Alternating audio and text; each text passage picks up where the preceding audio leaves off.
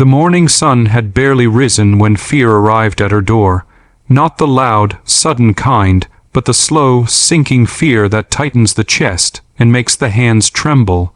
The narrow street was quiet, yet her tiny tailoring shop felt surrounded. Men in dark suits stood outside, polished shoes on cracked pavement, briefcases in hand, faces unreadable. To anyone passing by, it looked official, powerful, dangerous. To her, it felt like the end. Just yesterday, she had been a poor black tailor struggling to survive. Today, lawyers had come for her, and all because she had repaired a billionaire's suit for free. Before this story goes any further, pause for a moment. If you believe in kindness, in second chances, and in the idea that doing good can change lives in ways we never expect, then please like this video, share it with someone who needs hope today, comment your thoughts, and subscribe to the channel. Stories like this remind us why humanity still matters. Her shop was no bigger than a single bedroom.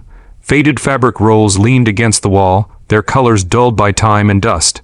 The sewing machine was old, its metal body scratched and worn, but it was her most valuable possession. She had inherited the craft from her mother, who had learned it from her grandmother. Tailoring was more than a job. It was survival stitched together by patience, skill, and quiet dignity. Each morning, she unlocked the rusted shutter with a prayer that someone, anyone, would walk in needing a hem fixed or a tear mended. Some days, no one came at all. Life had never been gentle with her. She had grown up poor, in a neighborhood where dreams often ended before they began. She learned early that talent alone was not enough, especially for a black woman trying to make her way in a world that rarely stopped to see her. Customers bargained aggressively, sometimes walking away over the smallest price. Bills piled up faster than income.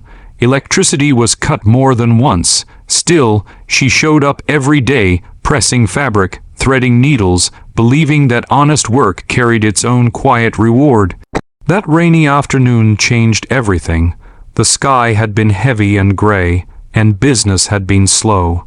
She was considering closing early when a man stepped inside, shaking rain from his coat. He did not look like he belonged there. His suit was expensive, tailored to perfection, except for one thing. The sleeve had torn near the seam, a small rip but impossible to ignore. Water dripped onto the cracked floor as he stood there, looking uncomfortable, almost embarrassed. She did not know who he was. She did not recognize the face that appeared on magazines or financial news. To her, he was just a man with a problem, standing in her shop. She examined the suit carefully, noting the quality of the fabric, the precision of the stitching. It was the kind of work she admired, the kind she wished more people could afford. Fixing it would be easy for her, a simple repair requiring steady hands and attention. She could see the hesitation in his posture, the way his eyes moved around the shop, taking in the peeling paint and aging equipment. She named a price that was fair, barely enough to cover the time and thread. He paused, then mentioned that he was in a hurry, that meetings awaited him, that he had little cash on hand. Something in his voice was not demanding, just tired. In that moment, she thought of her own struggles, of the days she had been helped by small mercies from strangers. Without making a show of it, she waved the payment away. She told him it was fine, that she would fix it quickly, that sometimes people just needed a little help. She worked carefully, smoothing the fabric, reinforcing the seam until it looked untouched. When she handed it back, clean and perfect, he looked genuinely surprised. Gratitude flickered across his face, but he said little. He simply nodded, thanked her, and left, the rain swallowing him as he stepped back into the street. She did not think about him again that night. She closed the shop, counted the small amount of money in her drawer, and sighed. Kindness did not pay the rent, she reminded herself. Still, she slept with a lighter heart, believing she had done the right thing. The next morning, the fear came. The lawyers arrived early before the street fully woke up. Dark vehicles parked nearby, and men in suits gathered outside her shop. Neighbors slowed their steps, whispering. Some looked at her door with curiosity, others with suspicion. In communities like hers, trouble often came wearing authority. She stood inside, hands gripping the edge of her work table, heart pounding so loudly she was sure they could hear it. Her mind raced through every possibility. Had she done something illegal without knowing? Had the man accused her of damaging his suit? Was she about to lose everything she had built? Years of quiet struggle pressed down on her at once. Being poor meant being vulnerable. Being black meant being doubted before being heard. She straightened her back anyway, refusing to shrink, even as fear tightened her throat. When she finally opened the door, the men turned toward her. Their expressions were serious, professional. They asked her name, confirmed the shop belonged to her. Papers were held, notes checked. Every second felt stretched thin.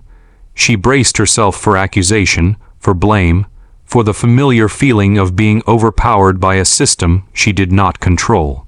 Instead, something unexpected happened.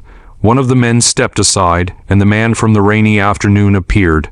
This time he looked different, confident, composed, powerful. He was not just a customer. He was the billionaire whose name moved markets, whose decisions affected thousands of lives, and he had come back. The air seemed to shift. Neighbors leaned closer, sensing something important unfolding. The billionaire looked at her shop, really looked this time at the worn walls, the careful organization, the quiet pride embedded in every corner. He remembered her hands, steady and kind, refusing payment without hesitation.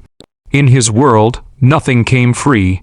Kindness always had a price, but hers had not. The lawyers were not there to threaten her. They were there to formalize something bigger than she could have imagined. The man had gone to his meetings that day wearing the repaired suit, and for reasons he could not fully explain. Her small act of generosity stayed with him. In boardrooms filled with numbers and negotiations, he kept seeing her shop, her refusal to charge, her simple belief in helping another human being. He had built his fortune from ambition and calculation, but somewhere along the way, he had forgotten what unmeasured kindness looked like. That realization unsettled him more than any financial risk. He decided to act not impulsively but deliberately. He sent his lawyers to ensure everything was done right, that nothing could be misunderstood or taken away later. What followed was overwhelming. Support was offered, not as charity, but as investment. Her shop would be renovated, equipment upgraded, supplies secured. Training opportunities would be funded so she could hire others from the community, people like her who only needed a chance. Contracts were discussed, not just for his company, but for others who trusted his judgment. Her tiny shop would become a small business with stability, dignity, and growth. She listened, barely breathing, tears blurring her vision. This was not the kind of miracle stories promised. There were no sudden riches dropped into her hands. Instead, there was something far more powerful: respect, recognition, the chance to stand on equal ground, her work valued not out of pity, but out of genuine appreciation. The news spread quickly. People who had passed her shop without a glance now stopped to look. Young girls from the neighborhood peeked inside, seeing possibility where before there had been only survival. Her story became a quiet ripple, moving through conversations and hearts. It reminded people that goodness did not have to be loud to be transformative. Life did not become perfect overnight. She still worked long hours. She still felt tired some days, but the fear that once lived in her chest loosened its grip. She no longer wondered if tomorrow would take everything away. She planned, she dreamed, she taught others what she knew, passing down not just a skill, but a belief that integrity mattered. The billionaire returned more than once, not with lawyers, but with genuine interest. He watched as the shop grew, as laughter replaced silence, as purpose filled the space. He did not claim credit publicly. He did not turn her into a headline for praise. In a world obsessed with recognition, he chose restraint, understanding that the truest impact often happened quietly. As time passed, the memory of that first morning with the lawyers transformed. What had felt like an ending revealed itself as a beginning. Fear had stood at her door, but hope had walked in instead. Just before we reach the end of this story, take a moment to comment below, share where you are watching from, or write one word that describes how this story makes you feel. Your comments help build a community where stories like this continue to be told.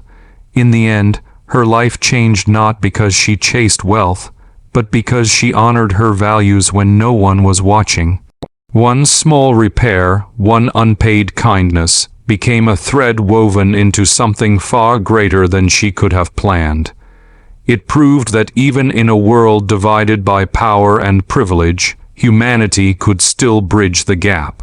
If this story touched your heart, if it reminded you that your small acts of kindness matter more than you realize, then please like this video, share it with someone who needs encouragement, and stay connected to this channel. Your support keeps stories like this alive, and together, we keep choosing compassion over indifference.